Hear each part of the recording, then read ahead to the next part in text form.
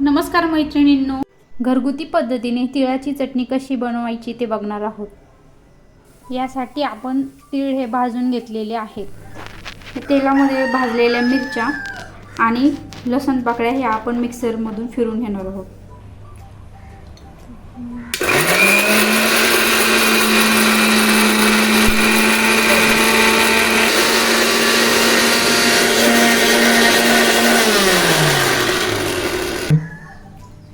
हे बघा, अशी चटणी बारीक झालेली आहे।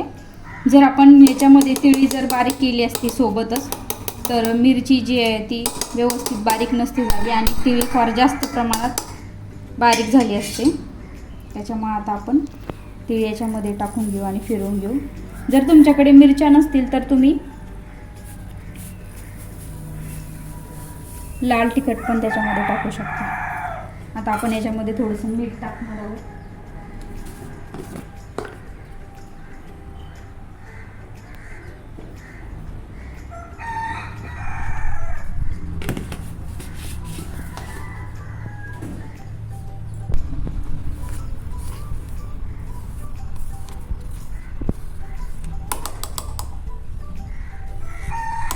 आता याला परत फिरवून घेणार आहोत छान असं।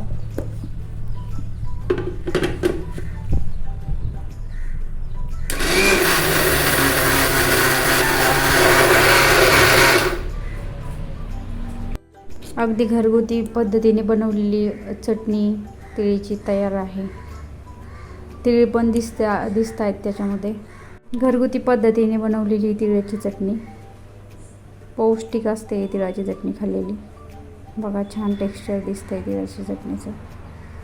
वा, खमंग वास येतोय मस्त चटणीचा। हे बघा चटणी,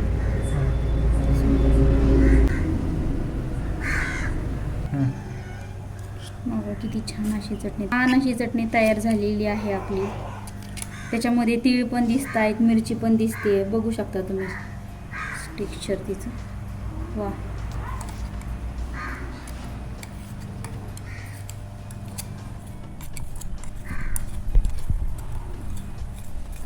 तर मैत्रिणींनो, कशी वाटली तिळाची चटणी?